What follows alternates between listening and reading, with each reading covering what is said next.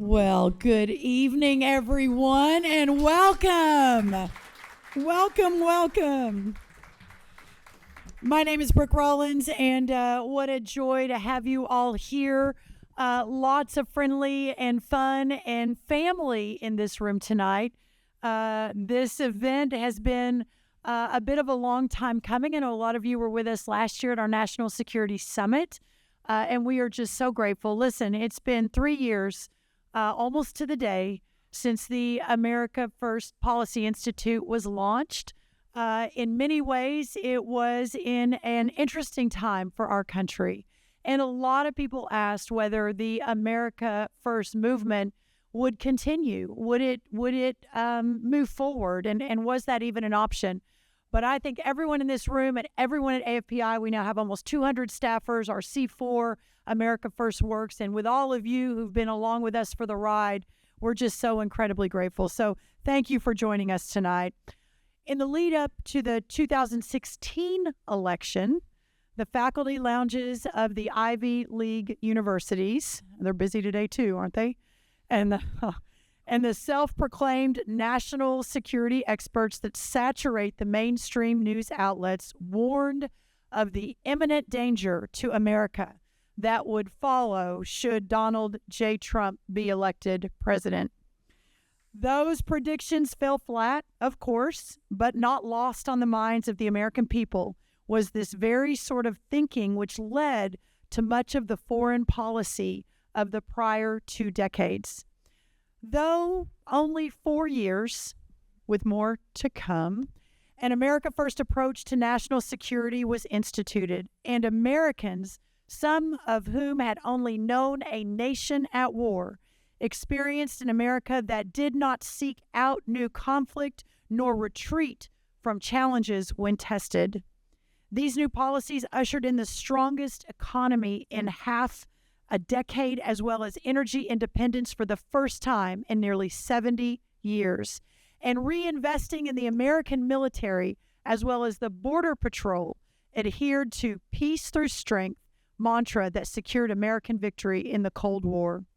More, we took the unprecedented steps of opening communication channels with a nuclear weapon-wielding North Korea, levied critical tariffs on Chinese imports, ended the reign of terrorist Soleimani, and demanded that when they are diminished, they can be restored. It demanded that our allies pay their fair share towards the world's defense.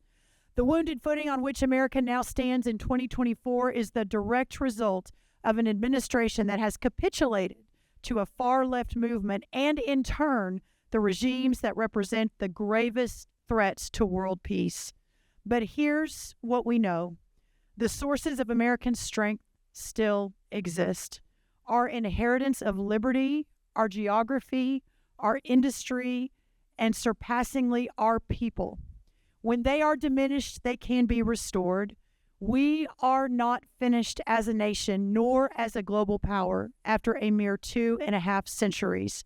A country that was made on an April morning when simple militiamen decided to take on the regulars of a global empire will not be undone by Yemeni tribes, nor by Mexican cartels and violence, nor by Russian infantry, and nor by the Communist Party of China. The only true existential danger to America is American leadership unworthy of the Americans to whom they serve. We can change that leadership, and we can chart a path back to greatness, and that is our right. And tonight we are going to talk about how this book and this project shows the way. God bless you all, and thank you all for joining us this evening. For just a few quick words, I want to ask to the podium our amazing chairman of the board, the woman who has made AFPI possible in those early days and even through today, the one and only Linda McMahon, serving in President Trump's cabinet as, of course, administrator of small business. I think we've got about 9 former Trump cabinet members here tonight. I hate to tell all of the rest of them, but President Trump often says that Linda was his favorite, but don't. Shh. I know. I'm so sorry. Then, of course, serving as chair of America First Action Super PAC. You all and we all know her as the force behind WWE, one of the greatest American entrepreneurial success stories in the history of this country. Please help me welcome the chairman of our board, the amazing Linda McMahon.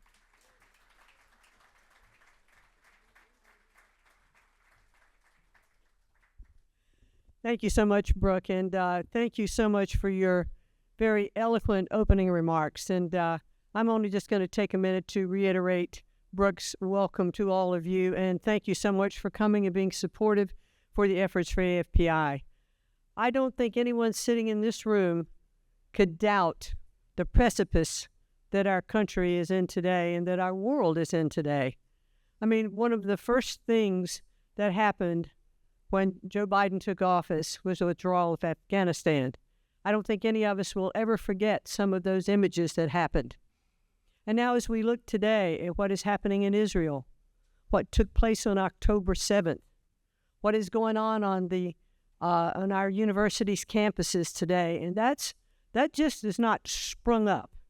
That was deliberate, it's coordinated, it is financed, and it is a movement to destroy from within our country and our government.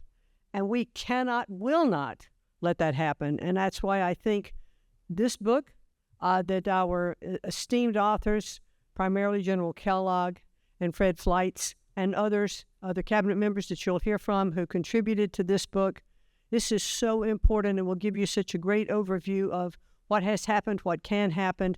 And I just want to thank them for their leadership. So thank you again for coming. Enjoy the rest of the evening. Enjoy our panel conversation. And thank you so much for your support.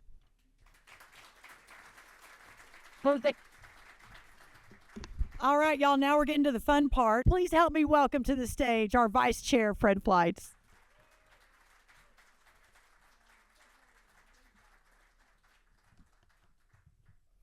Linda and Brooke, thank you for the kind words, and thank you all for coming here today for the launch of a very important book, An America First Approach to U.S. National Security. This book could not be more timely. There's no question that the world today is much more dangerous than when Donald Trump left office. And consider the national security setbacks and failures we've seen since 2021.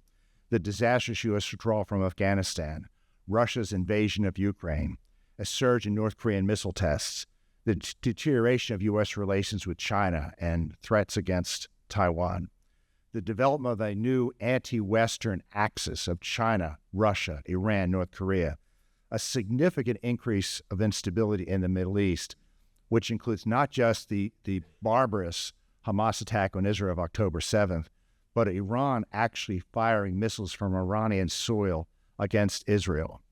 We have Iran's nuclear program that has made major advances since January 2021, and an estimated 11 million illegal aliens, including thousands of criminals and persons on U.S. terrorist watch lists, have crossed our southern border because President Biden has refused to defend it. It's hard to believe that in just one president, we could see such a serious deterioration of American and global security. And it didn't have to be this way.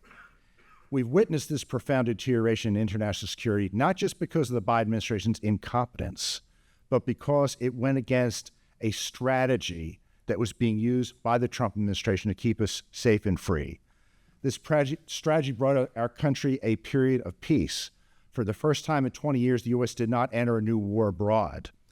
There were groundbreaking diplomatic achievements, such as the Abraham Accords, defeating ISIS, moving the U.S. Embassy to Jerusalem, maximum pressure against Iran, a significant lowering of tension with North Korea. A southern border was secure. We had balanced trade, and our administration recognized and countered the threat from China.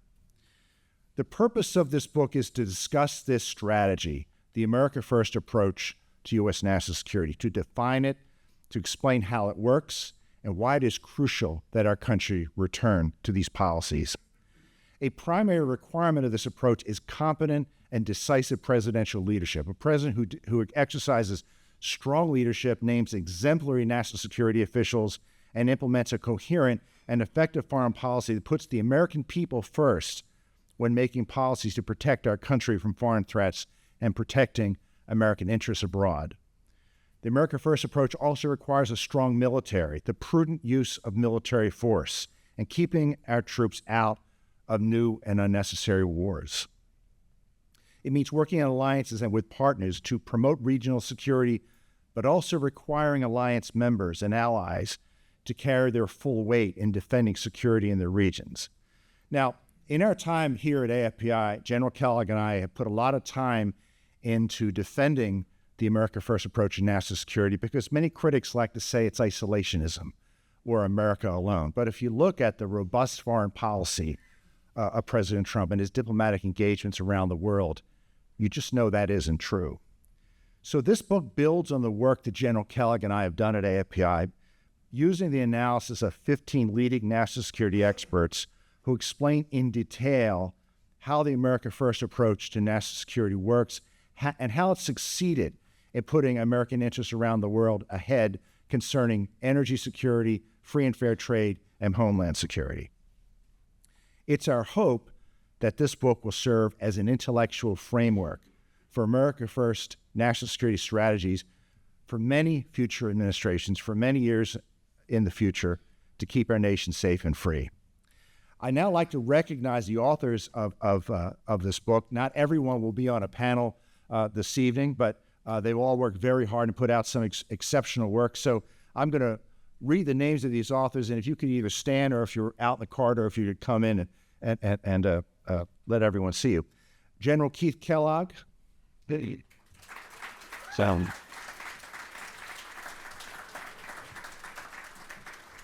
Congressman Michael Waltz.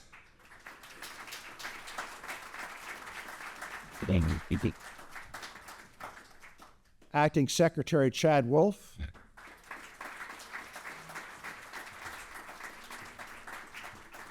Ellie Conahan.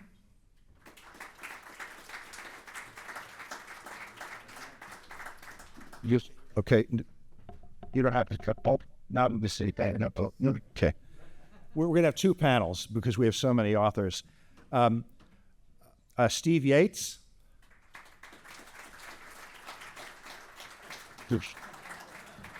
Michael Regas. There's Mike in the back. Sam Faddis.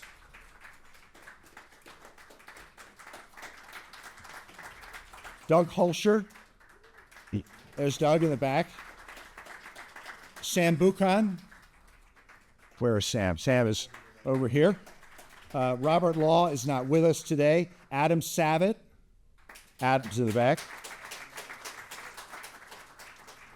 Robert Lighthizer. And not with us today is Secretary Rick Perry and State Department spokesman Morgan Ortagus, but we will be doing an event with them in the future.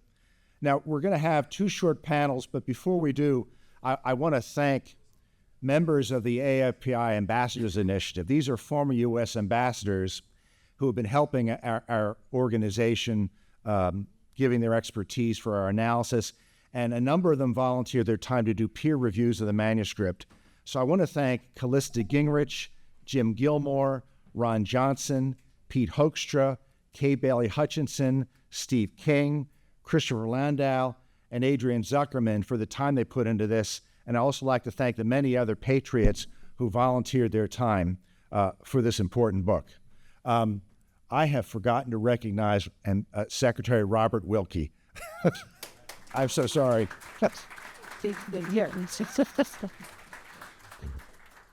But now we have you. Well, we will now move to our first panel. And I'm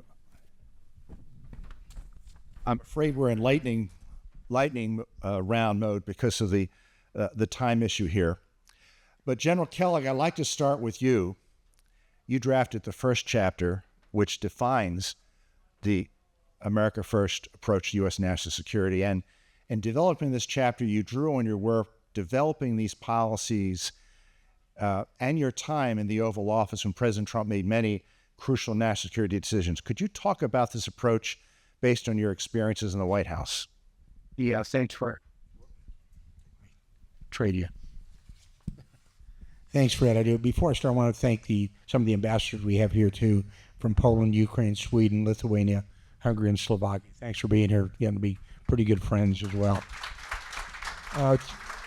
And Fred said this is going to be kind of a lightning round because there's so many of us up here, and there's a lot of topics to cover. But the philosophy behind the book is before you govern, you have to have a governing philosophy. And this book is really a governing philosophy on a new administration. We call it America First.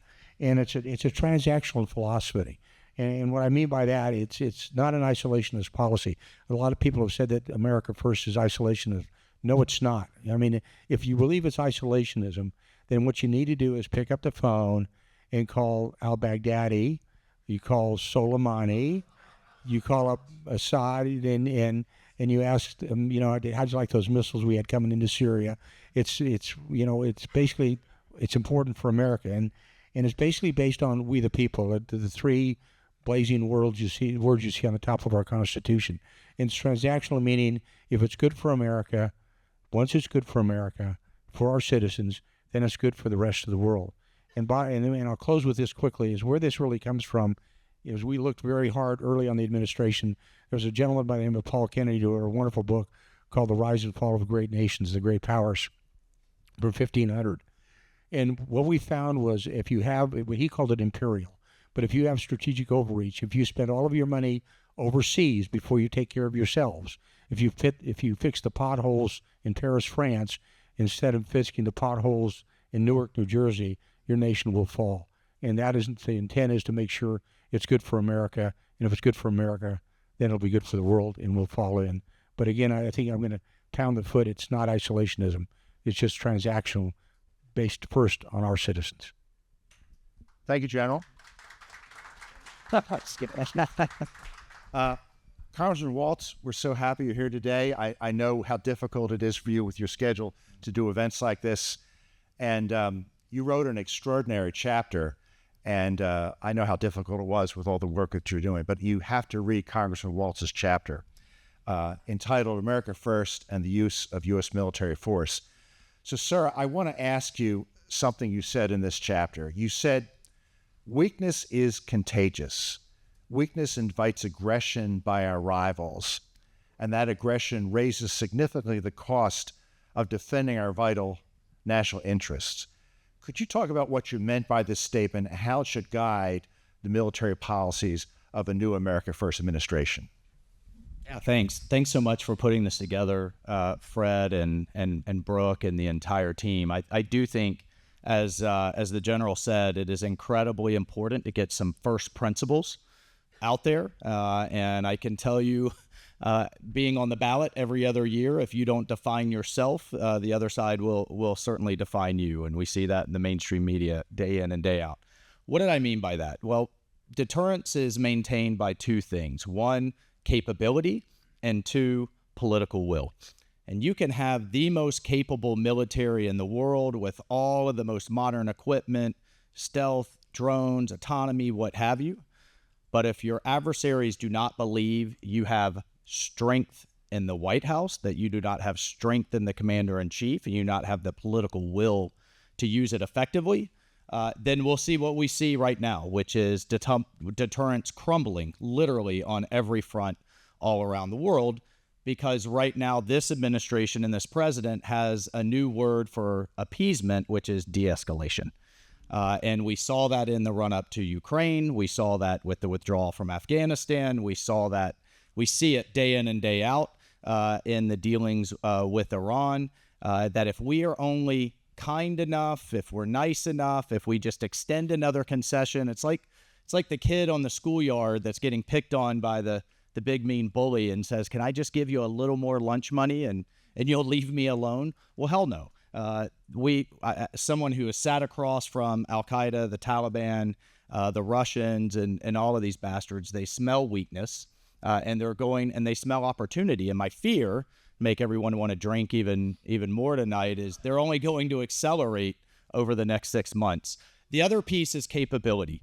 And I have to tell you, folks, that multiple 20 years of Middle East wars, essentially the same team in foreign policy since 2008, The cuts that they put in place between 8 and 16, President Trump and Kellogg and team did what they could to start to reverse that climb. They set our military back on a decent direction. But now we have a team that, once again, same people that are around Obama, this is Obama 2.0, that are more worried about renaming bases and putting Chinese-made solar panels on them than they are about doing what is necessary to keep our military the greatest fighting force on earth that should only be used as an instrument of last resort. And then finally, as a guiding principle, and this is what President Trump and the administration knows and we're able to implement so well, our big stick around the world isn't our military. I mean, it needs to be capable. You need to have the will to use it effectively. It's our economy. It's our industry. It's our industrial base. It's our energy independence. And right now, that is atrophied so badly as well. We just released, Marco Rubio and I, a national maritime strategy. When President Trump comes in November, and if he wants a 500-ship naval buildup, we are now lacking in the steel, the aluminum, the wrench turners, the welders, the shipyards that we need to build it. And just to put it in point in comparison, 2023, Chinese shipbuilding industry received 1,500 ship orders. We received 5 in the United States. They have over 7,000 ships under U.S. flag of all kinds, cargo, tankers, you name it. 7,000 Chinese, 200 American. So we badly and dramatically need to invest in the arsenal of democracy and bring those supply chains back home, bring those workers back home, and at least if not here, then the Western Hemisphere. So that's the strength that our adversaries need to see, and we need a president that they fear. And right now, that is not what we have. We see it day in and day out. Thank you, Congressman. Sure. So that's good.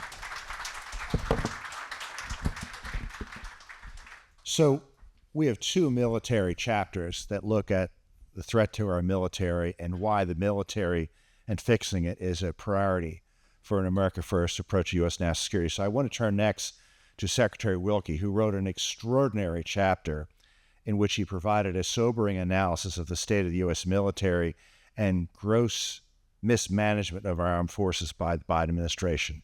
And Mr. Secretary, there's a lot to talk about here, but what is your top concern about the U.S. military today, and what needs to be done to address it?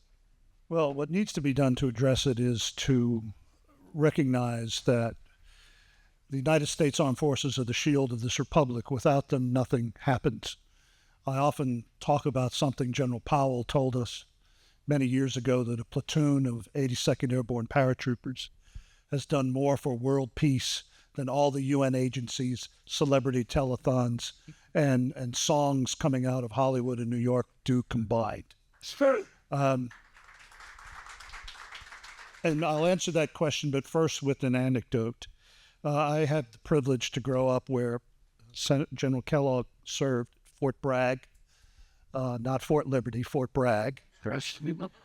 And I participated a week ago in the induction of 172 young high school students from Fayetteville, North Carolina. Right along North Carolina Highway 24, the most important piece of road in this country. One end is 40% of the United States Marine Corps, where Linda McMahon grew up, on 2 bases in eastern North Carolina. And on the western end is Fort Bragg, the largest military installation in the free world. For the first time in my life, and I was born in khaki diapers, I heard parents openly questioning whether they had made the right decision to advise their children to enter the armed forces of the United States. Now, what does that mean? 60% of the officers come from 11 states. We have a Secretary of the Army who says she doesn't want legacy soldiers because that's somehow at war with diversity. 79% of the soldiers of the United States Army come from military families. We also have a Secretary of the Army speaking for the administration who says that you can pass the physical fitness test at the Pentagon if you can do 2 miles in 25 minutes, where the average American walks a mile in 12 minutes. and do 10 push-ups. That is a prescription for death on the battlefield. And as the congressman said, and as the general said, that is what our adversaries are watching. The intractable demands of the armed forces and what they do cannot be subject to division of the force along racial, ethnic, and sexual lines. The great leveler, which the Biden administration and the Pentagon does not understand, is military service. I saw Ryan Zinke out there, and he would agree. If you perform, you're accepted. Doesn't matter where you come from. And that has been why 41 million Americans, as General Powell said, have done more for world peace than any other force in the history of the world. We need to get back to the basics. The war in Ukraine, the war in Gaza is showing us that this is not a push-button world. This fight will make demands of our people in the front lines similar to the demands made on their great-grandparents and their great-grandparents. And if we go down the line that this administration is guiding us, we will have a repeat of disasters that we saw when we stood down and demobilized precipitously after World War II, after Korea, and after Vietnam. We also need leadership in the Pentagon and in the White House who believe that the greatest force for good in this planet is the United States. Unlike the folks there now who believe that we are the font of all the world's trouble. Last anecdote for Fred. Our Secretary of State was harangued in our own state of Alaska by his Chinese counterpart at the beginning of this administration, who read down a bill of indictments just from speeches from Joe Biden about how irredeemable our nation was. All the Secretary of State could say is that we have to get better. Had that been Donald Trump, Ronald Reagan, or Richard Nixon, to fall in on what the congressman said, they would have said the United States will not be lectured by a country that has murdered 100 million of its own people since 1949. That's it. We got it. Mr. Secretary, Please. I just add one piece there. That same Secretary of the Army testified before the Armed Services Committee that the top goal for the Army is to make it carbon neutral by 2030. I kid you not. And I wish, and when a service secretary sets a strategy out, then dollars start to follow. And in this budget, they have research and development dollars for electric tanks.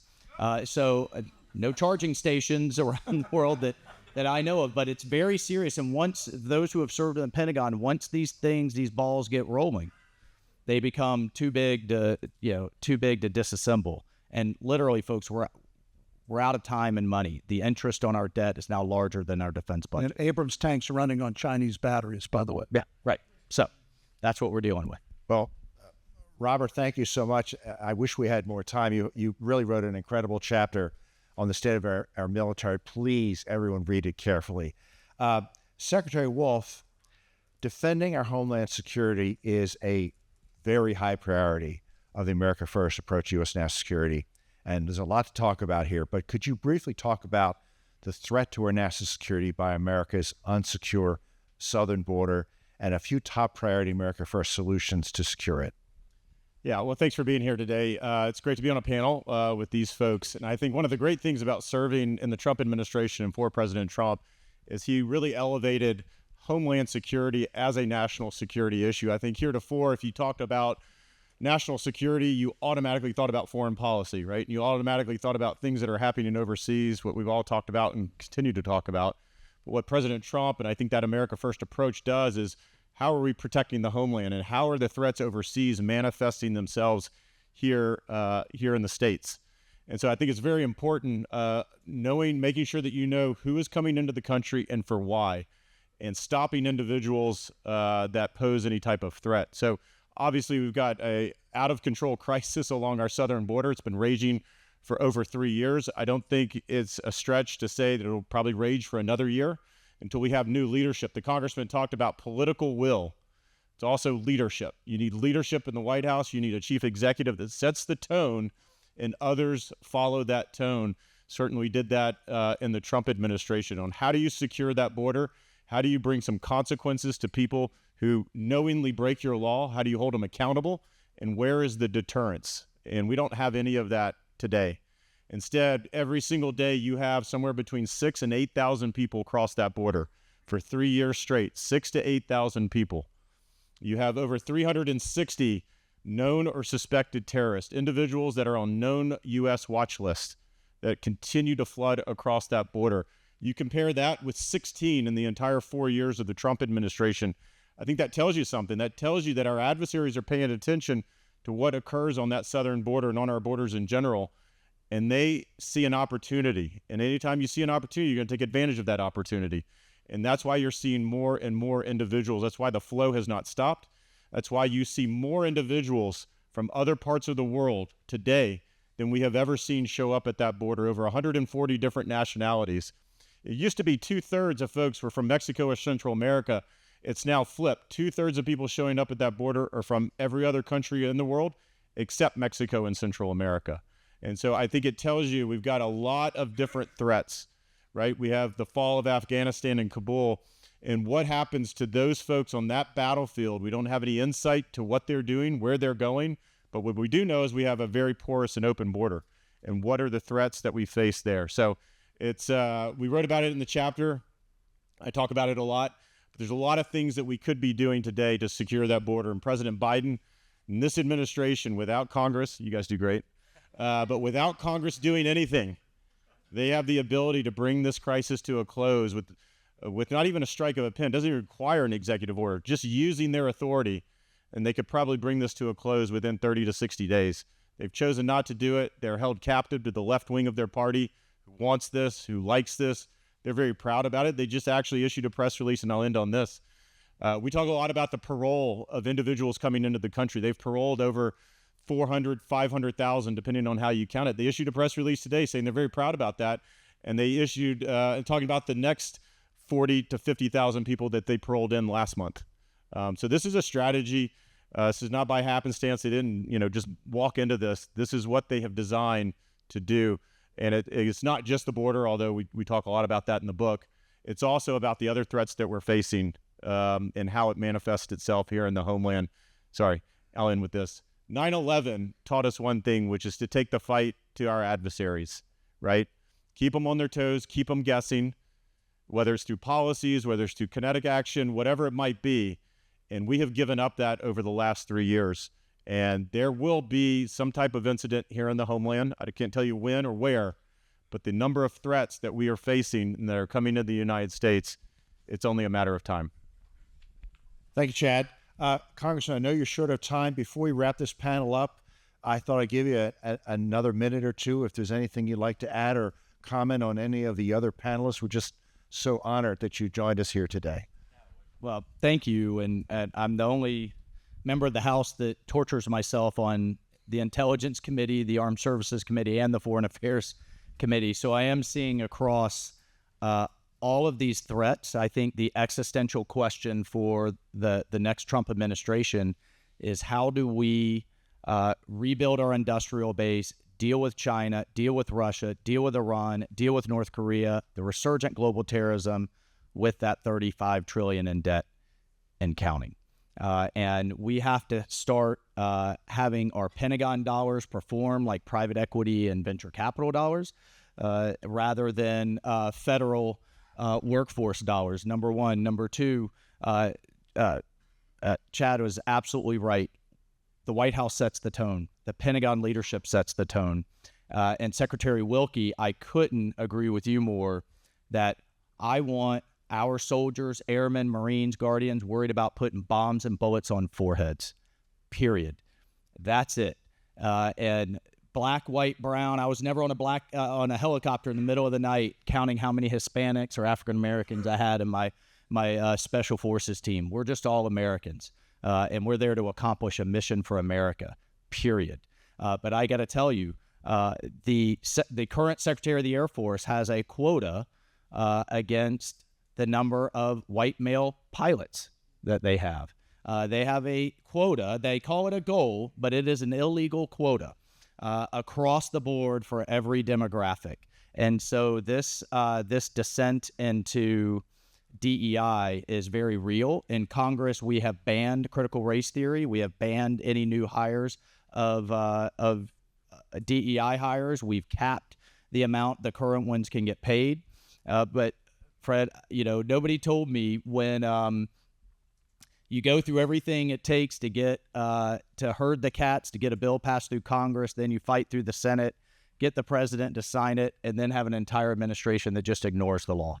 I mean, literally just ignores it, which they're doing at DHS and across the board. So the threats are incredibly serious. I've never seen them so serious in my lifetime. And Xi and Putin's meeting in Moscow, I think, said it best, where she looked at Putin and did it purposefully in front of the cameras and said, we have a once-in-a-generation opportunity to completely change the world order. And what he meant by that was one led by the United States and led by the West. So this is generational geostrategic moves that are happening. But I'll shut up with this, Fred, in that at the end of the day, it is our energy independence and it is our economy that matters the most. And finally, and this is, again, you said America first does not mean America alone. Well, you know what? We can be friends and allies, but you can pay your fair share, damn it. You can carry the burden with us. And when we, in July, the heads of all the NATO nations will be here for the NATO summit. When you have 11 of 31 contributing the bare minimum of 2% of their GDP to their own defense, with World War III happening on their doorstep, it's pathetic and it's unacceptable. And the foreign policy blob here in Washington it's just the tyranny of low expectations. You're going to hear them say, well, no, it's up to 18 now. So it's the F student becomes the D student, and we're going to pat him on the head. That is unacceptable, but we have other allies like Japan that are stepping up, that are contributing to their national defense. We just can't afford it anymore, folks. We literally can't. And our like-minded allies, we have to, every engagement you all have with them, say you have to stand with us, you have to pay your fair share, and otherwise our adversaries are literally on the march. Thank you so much, Congressman. Could I hear it for our first panel? This excellent discussion, and you'll be staying. So,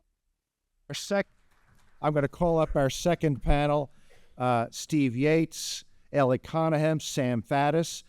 General Kellogg is going to remain here because he's the author of 2 chapters, and Robert Lighthizer. Ellie, given the security situation in the Middle East, your chapter on America First, Israel, and the Middle East is, I think, the most timely and important in the book right now, especially what we've seen in the news lately. Could you discuss briefly America's relationship with Israel, and how does it fit in with an America First foreign policy? Fred, with pleasure. I just want to take one moment and thank General Kellogg, thank Brooke Rollins and America First Policy Institute for bringing us all together and for giving me this opportunity to participate with all the distinguished writers on this stage. Fred, to answer your question about Israel and the U.S. through the lens of an America First foreign policy, the first thing I would say is that it is certainly not what we saw Joe Biden do yesterday in his announcement that he is no longer supplying Israel with munitions as she fights a 5-front war, an existential war. It is certainly not that. What it is, well, we had 4 years under President Trump, and we saw a Middle East policy that brought peace and stability to one of the most important regions in the world, a region that controls over half of international energy. And we saw it over the course of 4 years. I am convinced, as I'm sure many of you are, that Hamas's attack, the massacre of 1,200 Jews, the deadliest day for Jews since the Holocaust, that attack would never have occurred under the presidency of Donald Trump. So what does the U.S.-Israel bilateral relationship look like under a America First lens? Well, it stems from the understanding that Israel preserves and advances U.S. interests in the region, a region which we've heard over again the importance of, especially in light of the fact that we are seeing a growing China, Russia, Iran alliance. And the Middle East is the Iranian theater, and Israel is holding down that fort on behalf of the United States, but may I say, not only on behalf of all Western civilization, but even its Arab neighbors. So given that, what would be the policy recommendations? And I've outlined many of those in the chapter. I'm going to just go through some of them very quickly. The United States should be supporting Israel diplomatically, as we saw President Trump do with the move of the U.S. Embassy to Jerusalem and the recognition of the Golan Heights. The United States should be supporting Israel militarily, as we saw under the Trump administration. Specifically, the U.S.-Israel Security MOU expires in 2028. I've outlined in chapter numerous steps that the U.S. could take to support Israel militarily.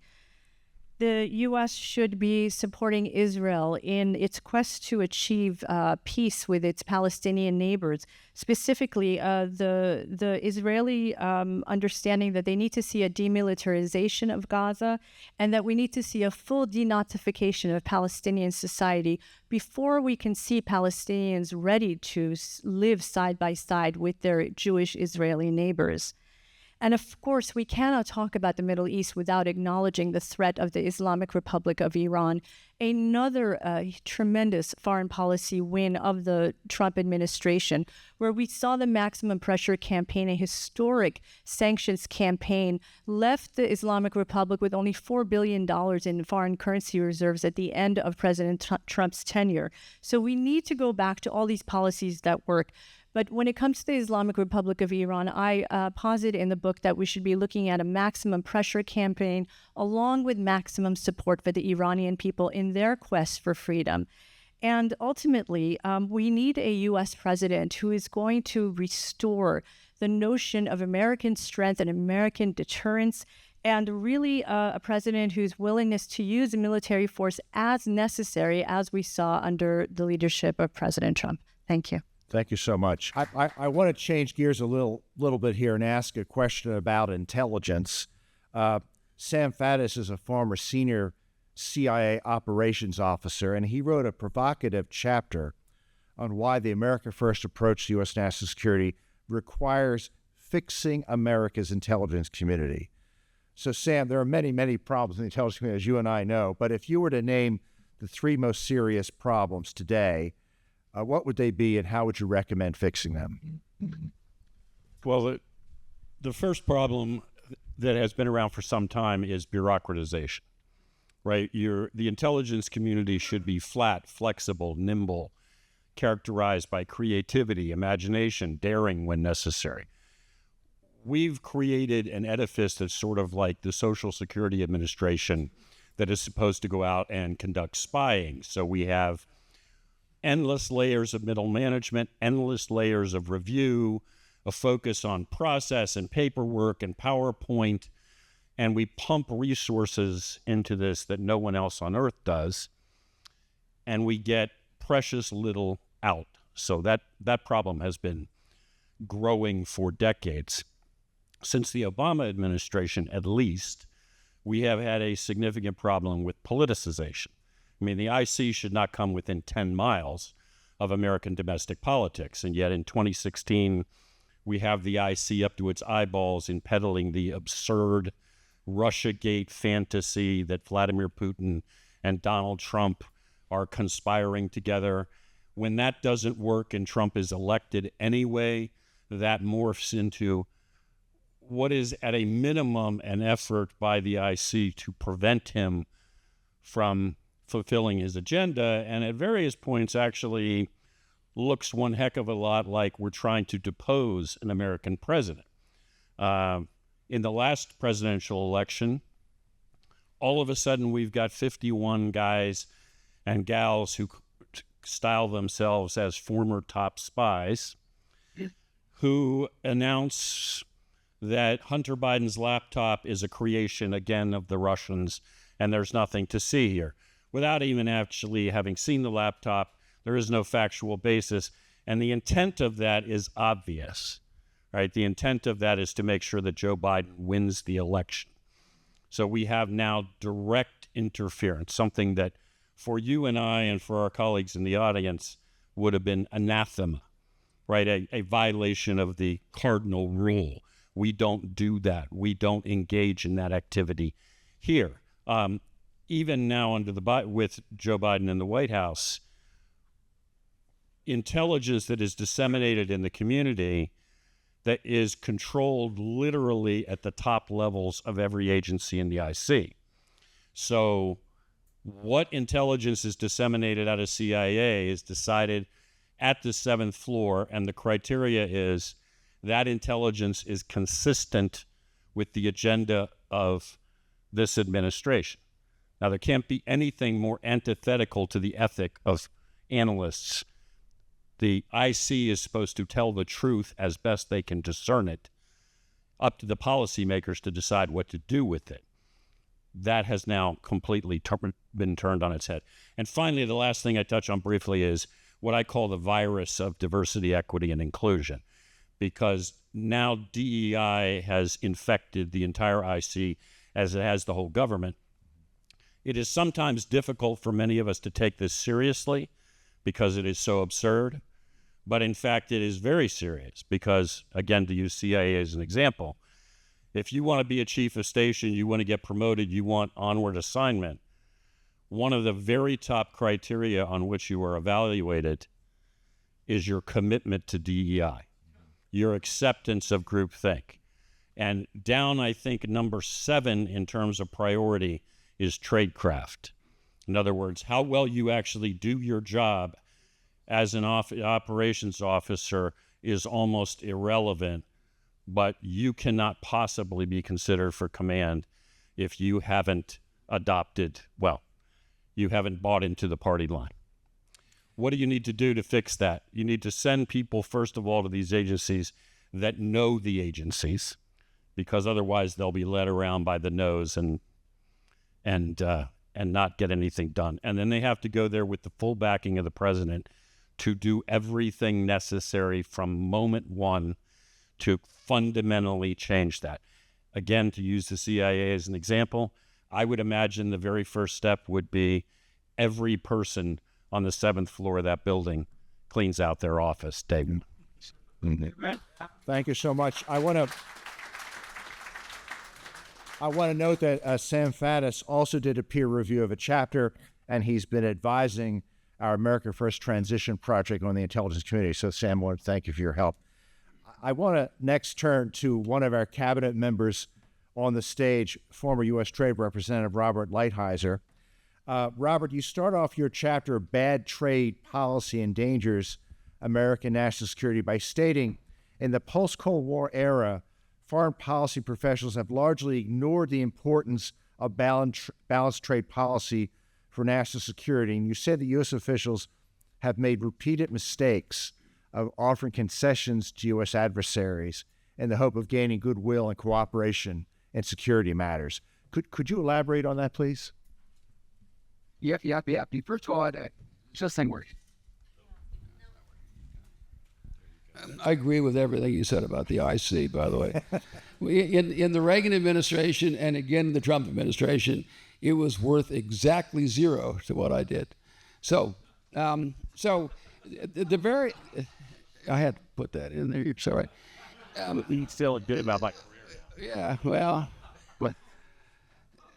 you weren't going to make it anyway. You don't have the complexion for it. So the very fact that I'm up here and involved in a book on national security is a testament to one of Donald Trump's greatest accomplishments, right? Economic security is national security. You want to make your allies happy. You want more allies, have the biggest, best army, best technology, but most important, as the congressman said, you gotta have the best economy in the world. If you have the biggest, strongest economy in the world, people are going to come. What does China go about saying? They say they're on the rise. The United States is on the decline. Our hour has passed. So it comes down to the economy, and I want to compliment you for having me on. There are a lot of other reasons too, but that's one of them.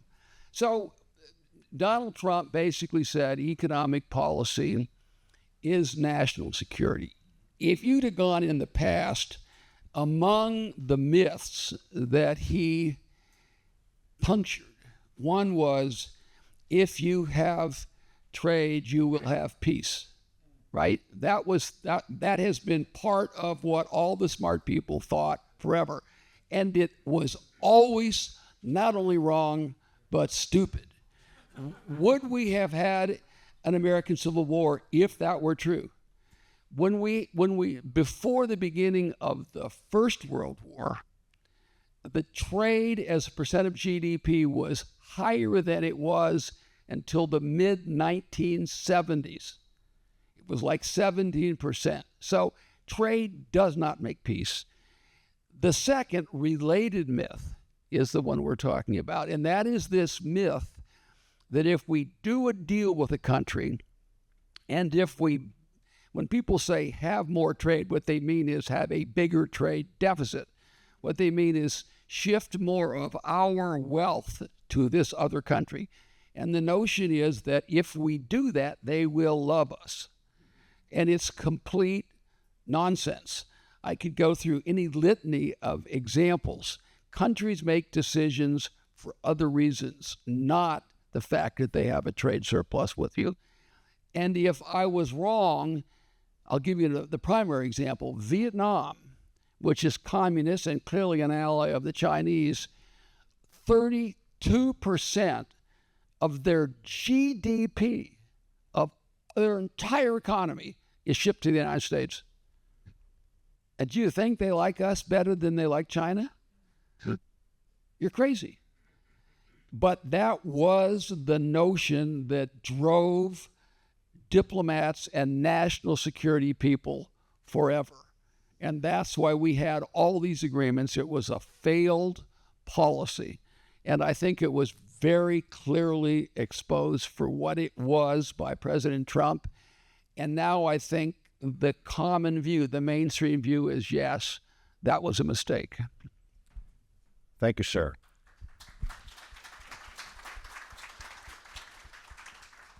I now want to turn to the issue that I think everyone in the America First movement thinks is the most serious threat to our national security, and that is China. And Robert, I thought you were going to talk about that too. But so Steve Yates, who heads our China initiative, concerning the threat from China, and there are many threats from China, what would you call the top threat to our nation today from China, and what are some America First solutions to address it? Well, thank you, Fred. Thank you, General. One of the benefits of going last and also talking about China is it helps reinforce the reality that there's a piece of the China problem in everything that we deal with. There's a piece of China in the border problem. There's a piece of China in the Middle East problem. There's a piece of China in the war against Ukraine. And there's also a piece of China in the domestic situation we face. And I think that the number one challenge is to get people to understand who our adversary really is, what it's really been doing, and what we need to get serious about doing to overcome it. And that's a lot, and it would take a long time to go through it, but I'll put it in the following ways to hopefully put it into perspective. We made a bet. A bad bet, but it was justified at the time, along the lines Ambassador Lighthizer was talking, that if we engaged China, showered them with privileged access opportunity, technology, investment, and integrated them into international systems, words for globalism, that would be normative, it would shape their behavior, that our problems would lessen, our opportunities for progress and cooperation would expand. But decades of evidence says otherwise, that by doing all of this, we have now hollowed out our economy. We have made ourselves overly dependent on the number one civilizational challenge to us. And when it comes to the number one way of war for the Communist Party of China, which I would say is our adversary, and I choose that word carefully, it's an adversary. When they teach ideology in the Central Party School, Xi Jinping's quote was, "In the realm of ideological warfare, there is no room for compromise. There is only total victory." That infiltrates every single thing that they do. And so what do we need to do? An America First approach is first, we have to revive and protect America. One of the things the CCP does through its influence operations and leverage is to get us to divide and conquer ourselves, to degrade our own institutions, and they thereby overcome us without having to fire a shot. We have to have a revival, respect for, love of America, if we want our allies to think that they can rely upon us and think we have the material to help them. And we have to re-achieve our independence in our economic way of life. Otherwise, the number one country that we have created this dependency upon us will use it against us. We have to stop funding the threat. That is done through trade, but not limited to trade, many, many other ways. We have to decrease those dependencies and increase cooperation with allies. One of the things that I think has been a canard about the America First movement is it doesn't value allies. I would just point out that Joe Biden has a near perfect record of sticking cutlery in the back of allies.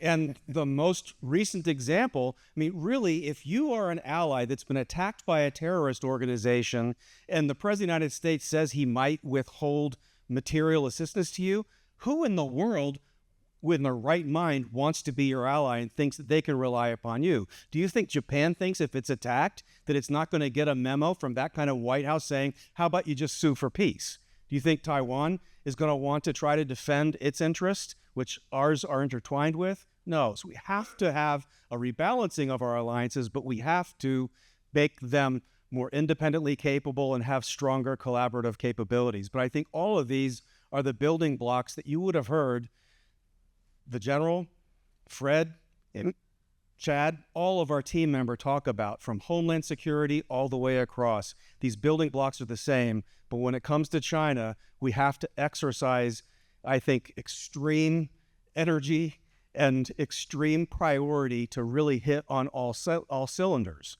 because the threat is already here. And this is what makes China different from the Soviet Union.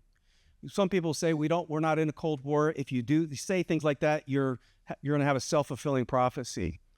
Well, I would just posit, what kind of a nation develops and unleashes a virus that kills millions of people and takes trillions of dollars out of the economy, lies about it, and pays no price for it? What kind of a government not only manufactures, but subsidizes the export of a deadly opioid? By the way, in the last 2 years, we've had 200,000 fatalities from that opioid. And in 2023, one of them was my daughter. That means there are hundreds of thousands of families like mine who no longer are interested in normal economic relations, normal diplomatic relations, or normal any kind of relations with an enemy to the American family and the American way of life. And that's why this ship has to turn.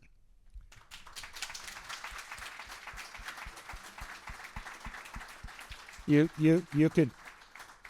can see what a tremendous asset Steve Yates is to AFPI with his incredibly personal analysis and knowledgeable analysis of China. So please check out his powerful chapter, and please follow him at our China initiative.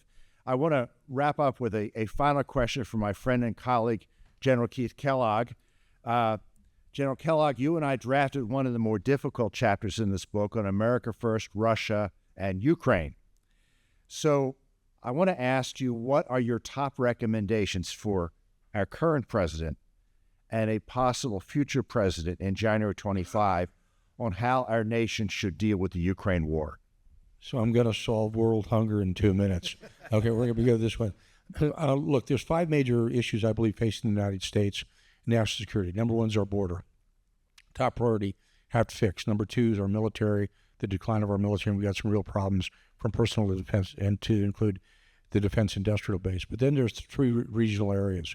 There's Ukraine and Russia, there's the Middle East, and then there's the Far East as well. Two of those you can start a war, a global war, in a heartbeat, the Middle East and also what's happening with Ukraine and Russia right now. And it's one of those that's affecting the domestic policy of the United States as well. We had some discussions, and Fred and I looked through this and worked as hard as we could through it. Look, the current model that you see, we believe, is broken. The current thing is just an extension, and it's going to be a long war. Nobody's given us an end state. There's no strategy to end this war. How do you get out of it? Which means we're going to have to look at a different way. And part of that is going to have to be, whether you like it or not, all wars end through negotiation. That does not mean you accept the egregious behavior of Russia and the offensive that they put on with. You do not agree that they keep the territory they've taken, but you've got to figure a way to ensure Ukraine has security. You get into peace level discussions with both sides, or it takes you to a further step down the line. And what I mean about a further step, if you don't do that, and I'll give you a hypothetical, in July, when the NATO summit is here in Washington, D.C., what if the Russian military has surrounded the major city of Kharkiv in Ukraine? Then where do you go? And the Russians right now are on a roll. The reason they're on a roll, they're in an attrition fight. And anybody who's in the military knows when you get in an attrition fight with the Russians, you're already behind the curve. They've got more manpower. Their military is now being upgunned with the mobilization, and they are on wartime footing in their industrial base. This is going to be a difficult issue for a future president and how he brings this to an end. But all wars eventually end. And let me close it, because this is one of those world hunger 2 minutes. But let me give you a good example of why this should be important for Europe and Ukraine especially. Is in World War I, we got involved in an attrition fight with the Germans as well. The French did the Brits. The Brits and the French lost about 27% of their manpower in those two wars. To this day, they talk about the lost generation of Britain and of France, because you can't sustain those kind of losses. They are approaching that level today. It's a demographic issue. So, close with this. That means whether you like it or not, you're going to have to at least reach out and figure a way, can you talk to the parties involved and sit them down? President Trump was willing to talk to anybody at any time. The last time President Biden spoke to President Putin of Russia was 2 years ago. You can't do that. You've got to sit down and talk, and we believe that's going to be a key issue into the future. A policy of as long as it takes, as much as it takes, it's not a strategy. It's a bumper sticker, and we need to have a strategy, and we don't have that. We need to look at one for the future. World hunger solved. Thank you, General.